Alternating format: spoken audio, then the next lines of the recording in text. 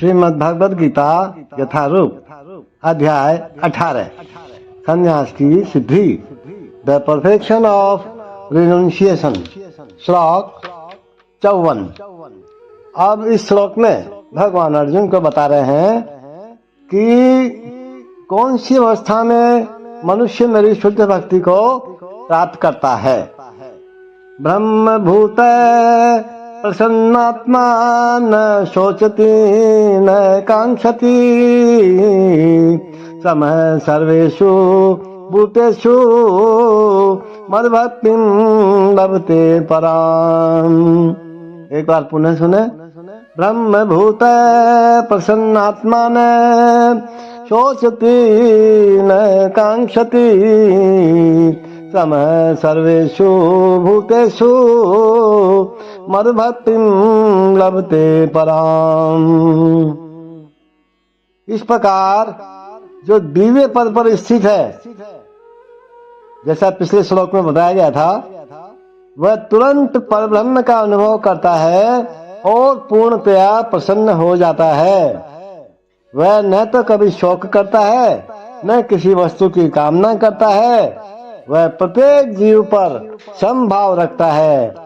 उस अवस्था में वह मेरी शुद्ध भक्ति को प्राप्त करता है। देखो, निर्विशेषवादी के लिए तो ब्रह्मभूत अवस्था प्राप्त करना अर्थात ब्रह्म से तदाकार होना परम लक्ष्य होता है। लेकिन जो साकारवादी शुद्ध भक्त को इससे भी आगे चल करके शुद्ध भक्ति में प्रवृत्त होना होता है। इसका अर्थ यह हुआ कि जो भगवत भक्ति में रत है वह पहले ही मुक्ति की अवस्था, जिसे ब्रह्मभूत या ब्रह्म से तादात्म्य कहते हैं, प्राप्त कर चुका होता है। परमेश्वर या परब्रह्म से तदाकार हुए बिना कोई उनकी सेवा नहीं कर सकता। परम ज्ञान होने पर सेव्य तथा सेवक में कोई अंतर नहीं कर सकता। फिर भी उच्चतर आध्यात्मिक दृष्टि से अंतर तो रहता ही है। देखो, देहात्म बुद्धि के अंतर्गत जब कोई इंद्र तृप्ति के लिए काम करता है ना, तो दुख का भागी होता है। लेकिन परम जगत में शुद्ध भक्ति में रत रहने पर कोई दुखी नहीं रह जाता। अब कृष्ण भावना भावित भक्त को न तो किसी प्रकार का शोक होता है न किसी प्रकार की आकांक्षा होती है। क्योंकि ईश्वर पूर्ण है, अतएव ईश्वर में सेवारत जीव भी कृष्ण भावना में रहकर अपने में पूर्ण रहता है। वह ऐसी नदी के तुल्य है जिसके जल की सारी गंदगी साफ कर दी गई है। क्योंकि शुद्ध भक्त में कृष्ण के अतिरिक्त कोई विचार ही नहीं आते और कुछ सोचता ही नहीं है। वो भगवान के बारे में ही सोचता है, कृष्ण के बारे में ही सोचता है, अतएव वह प्रसन्न रहता है। जब हम संसार की चीजों के बारे में ज्यादा सोचेंगे तभी तो दुखी होंगे ना। जब हम भगवान के बारे में ही सोचेंगे तो हम हमेशा प्रसन्न रहेंगे। वह न तो किसी भौतिक क्षति पर शोक करता है और न किसी लाभ की आकांक्षा करता है, क्योंकि वह तो भगवत भक्ति से पूर्ण होता है। वह किसी भौतिक भोग की आकांक्षा ही नहीं करता, क्योंकि वह जानता है कि प्रत्येक जीव भगवान का अंश है।